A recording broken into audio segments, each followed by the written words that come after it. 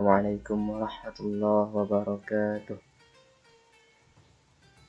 Baik kawan-kawanku semuanya, para pecinta hadis, tafsir, dan keilmuan agama lainnya, sesungguhnya kemajuan teknologi telah memudahkan berbagai hal, dan tidak luput juga adalah dalam hal agama. Salah satunya kita dihadirkan dengan soft file yang menghadirkan ribuan kitab, puluhan karya-karya ulama besar kita hanya melalui gadget atau jaringan internet saja. Misal dalam hadis terdapat hadis soft, ada Al-I'rabul Marsum, satu situs di Chrome yang tempat kita mengetahui i'rab dan juga tafsir-tafsir dari Al-Quran. Ada The Quran Arabic Corpus dan juga ensiklopedia hadis, dan banyak lagi software aplikasi yang sangat berguna. Oke kawan-kawan, pada kesempatan kali ini kami akan membahas tentang satu aplikasi hadis yang di dalamnya memuat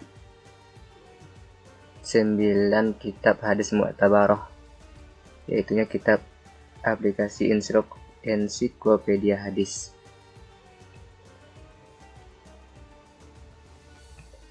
Oke guys, kita masuk ke dalamnya.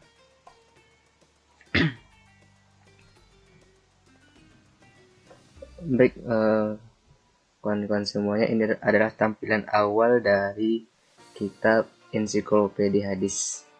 Kalau kawan-kawan mau login atau mau masuk, silahkan masuk di sini, masukkan email dan passwordnya. Bisa.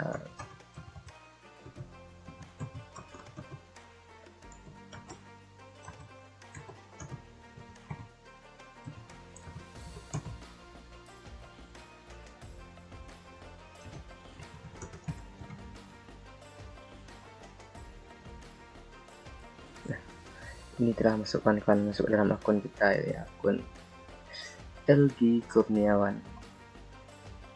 Oke, pada bagian home kita akan diperlihatkan dengan 9 kitab hadis mu'tabarah, mulai dari Sahih Bukhari, Sahih Muslim, Sunan Abi Daud, Sunan At-Tirmizi, Sunan An-Nasai, Sunan Ibnu Majah, Musnad Ahmad bin Hanbal, Muwatta Imam Malik, dan Sunan Ad-Darimi.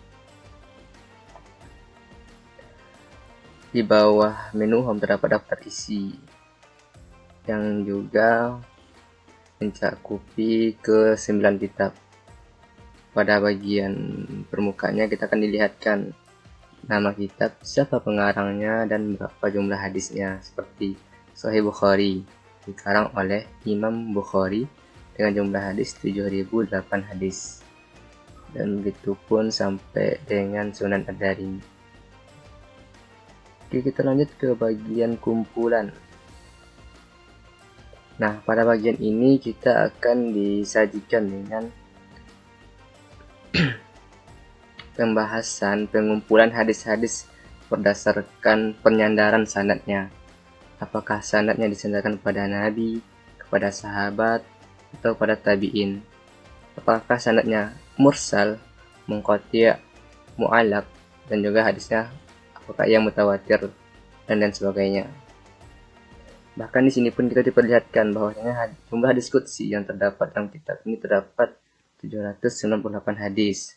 Hadis marfu' yang bersambung kepada Rasulullah sebanyak 57.555 hadis. Hadis mauquf yang tersambung pada sahabat sebanyak 2.574 hadis.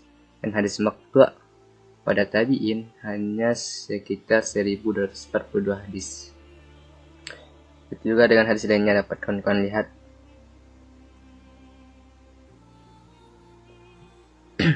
Sini kita masuk pada bagian indeks.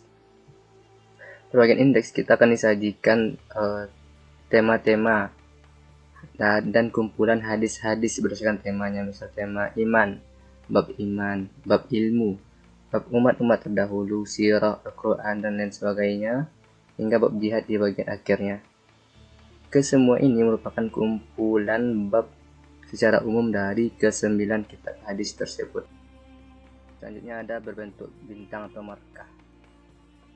Nah, pada bagian ini kita akan dipaparkan hadis-hadis yang kita bintangi atau hadis-hadis yang kita sukai. Seperti di sini dalam akun saya telah ada satu hadis Bukhari. Nah, ini dia yang warna oranye ini adalah markahnya. Dan ini akan memudahkan kita untuk melihat hadis-hadis yang favorit atau dirasa penting dan akan sering kita lihat kembali.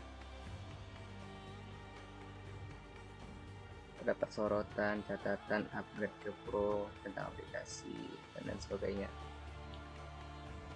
Kawan-kawan, kita masuk mungkin pada kitab Bukhari. Kita lihat bagaimana tampilan hadisnya. Ini pada hadis pertama dalam Sahih Bukhari. Kita melihat ada lafaz hadisnya, terdapat terjemahan, dapat disembunyikan teks Arabnya atau ditampilkan, dapat disembunyikan terjemahan atau pun ditampilkan. Pada bagian atas ini kawan-kawan, di sini akan perlihatkan nomor hadis tersebut. Berarti ini nomor hadis nomor 1 dalam kitab Imam Bukhari dan nomor 1 juga versi Fathul Bari. Fathul Bari adalah kitab syarah dari Sahih Bukhari. Kita lanjut pada apabila kawan-kawan mencet pada bagian bagaimana permulaan turun wahyu, kawan-kawan akan melihat identitas dari hadis ini. Terdapat versi alamiah, versi kitab asli Imam Bukhari, versi Fathul Bari syarahnya. Di dalam kitab apa ya terdapat itunya pada dalam kitab permulaan wahyu. Dan dalam bab apa? Babnya bagaimana permulaan turunnya wahyu kepada Rasulullah SAW. Pada sisi sebelah kanan yang berwarna hijau bertuliskan sahih. Di sini menu ini akan memperlihatkan pada status atau kuantitas dari hadis. Apabila ia tertulis sahih, maka hadis tersebut adalah sahih menurut ijma' ulama. Apabila ia hasan, maka warna hijaunya agak muda sedikit. Apabila ia dhaif, itu warnanya orange, sedangkan merah adalah untuk hadis yang maudhu'. Bergeser kita ke sebelahnya pada menu yang seperti kepala ya kawan-kawan. Kita pencet tekan. Di sini kita akan dipaparkan dengan para perawi hadis, sanad hadis.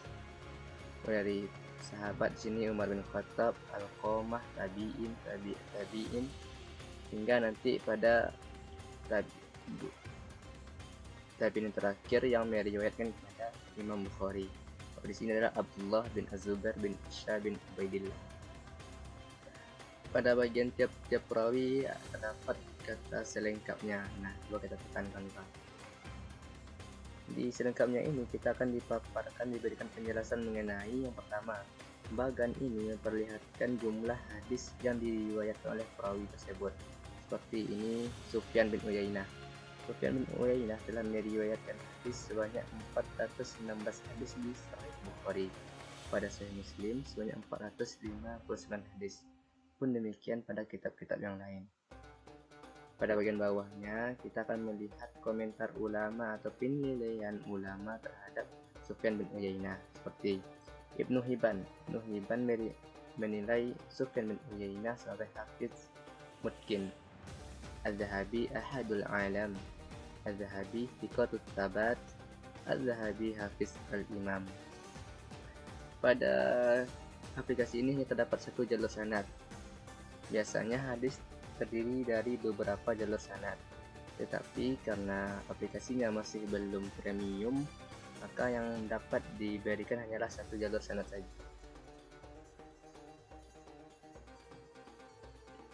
Nah, bintang ini adalah bentuk markah hadis-hadis yang dinilai penting atau perlu dan disukai. Apabila gulir ke bagian bawahnya, kita akan melihat beberapa hadis. Ada Bukhari 52, Bukhari 6195, Bukhari 6439. Ini merupakan hadis-hadis terkait yang direkomendasikan oleh aplikasi dan menurut aplikasi sesuai dengan hadis yang ada di atas ini. Di sini tertulis 12 hadis terkait. Lalu Kenapa hanya 3 hadis yang ditampilkan? Jawabannya adalah ini kawan-kawan, upgrade ke Pro. Coba kita tekankan kawan. Nah, ketika kita menjadikan aplikasi kita Pro, maka kita akan memiliki keuntungan dengan backup data secara online, sinkronisasi antar perangkat, pencarian menyeluruh, markah, hadis terkait lengkap. Nah, ini dia klik hadis terkait, jalur sanad lengkap, dan ini yang bagian sanad tadi, yang ia akan memberikan keseluruhan jalur sanadnya, seluruh kumpulan dan indeks hadis tanpa next screen. Jika punya minat mungkin dan yang sangat mencintai hadis, bisa sekali untuk mengambil Pro pada aplikasi ini.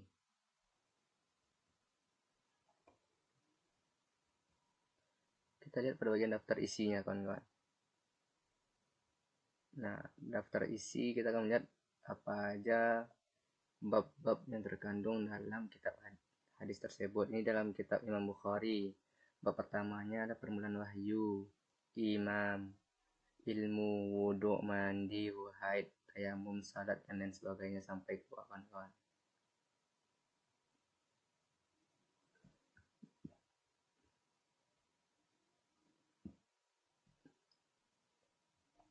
Itu juga ketika kita melihat bab dari Sahih Muslim, ada muqaddimah, iman, taharah, haid, salat, masjid, dan tempat lainnya. Oh ya kawan-kawan, untuk hadis terkait itu tidak hanya hadis yang terdapat dalam kitab yang sama, tetapi aplikasi juga memberikan kitab hadis-hadis yang terdapat dalam kitab lainnya. Seperti ini, hadis nomor 1 dalam Sahih Muslim.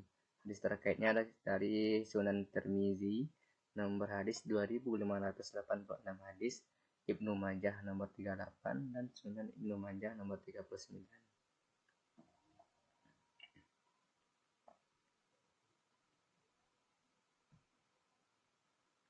Kita masuk pada bagian kumpulan kawan-kawan. Nah, di sini kita akan dilihatkan hadis-hadis yang marfu' mauquf maqtu'. Coba kita lihat pada bagian yang jelas setelah coba mauquf. Nih, dia memberikan 6 contoh. Kita tekan 1 Bukhari nomor 31.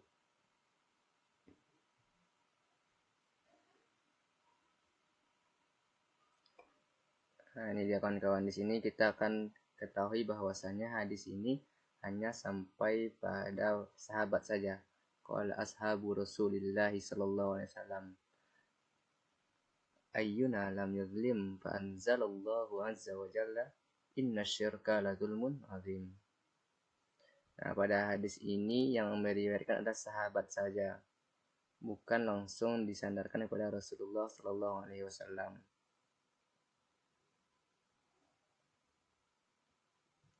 Selanjutnya kita masuk pada bagian syarh hadis atau pencarian hadis. Kita tengok bagian yang ini kawan-kawan, syarh. Di pencarian ini kita bisa melakukan pencarian dengan nomor hadis seperti 10. Nah, kalau kita tekan semua buku, maka aplikasi akan mencarinya pada semua kitab hadis tersebut. Apabila kita pilih Sahih Bukhari, maka ia akan mencari di Sahih Bukhari saja. Baik, kita coba cari di Sahih Bukhari.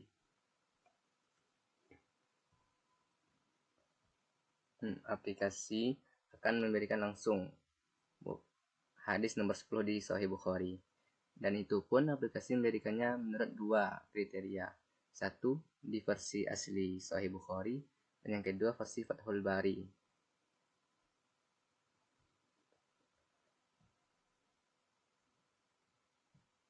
Coba kita cari berdasarkan semua kitab kan Pak. 10, semua buku. Demikian kawan-kawan. Aplikasinya akan memberikan Bukhari nomor 10, Muslim nomor 10, Abi Daud nomor 10, dan melakukan pencarian berdasarkan kata kunci hadis. Seperti kita mau mencari hadis tentang unta kawan-kawan, kita ketik unta dalam bahasa Indonesia, kita cari di semua buku.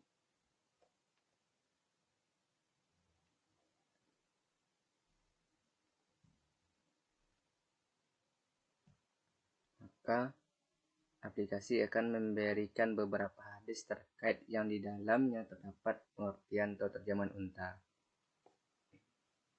Dan ini hanya beberapa saja kawan-kawan, tidak keseluruhannya, karena jika keseluruhannya harus upgrade ke Pro. Nah, ini dia, Pro lagi.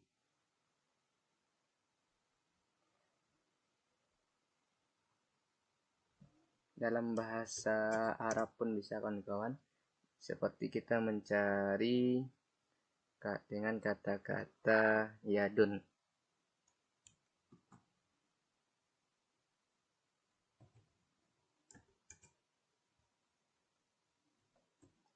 Yadun.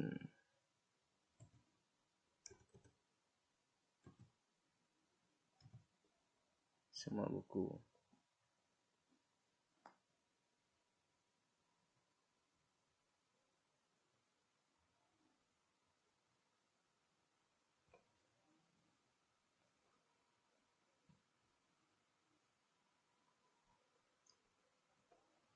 Maka aplikasinya akan mencari lafaz-lafaz dalam bahasa Arab yang terdapat lafaz yadun. Nah, di sini ada kata Sa'id, Yazid. Memang tidak ada kata yadun. Berarti kita harus lebih menspesifikkan dan lebih menjelaskan lafaz apa atau kalimat apa yang akan kita cari dalam hadis tersebut. Baik kawan-kawan sekalian, mungkin demikian penjelasan mengenai penggunaan ensiklopedia hadis. Tentu aplikasi ini akan sangat membantu bagi kawan-kawan yang berkonsentrasi di bidang agama, tafsir, dan hadis. Karena ini sangat telah memudahkan kita sekali untuk menelusuri hadis. Meskipun demikian kawan-kawan, ini telah memudahkan kita, hanya saja kita tekankan untuk usahakan kembali kepada kitab asli hadisnya, melakukan pencarian terhadap hadis-hadis di kitab aslinya. Karena namanya aplikasi atau digital itu kemungkinannya terdapat error atau lain sebagainya. Sehingga ini bisa dijadikan rujukan pertama dan dilakukan penguatan dengan langsung menelusuri kitab-kitab hadisnya. Wallahu a'lam, semoga bermanfaat bagi kawan-kawan semuanya. Saya akhiri dengan Assalamualaikum warahmatullahi wabarakatuh.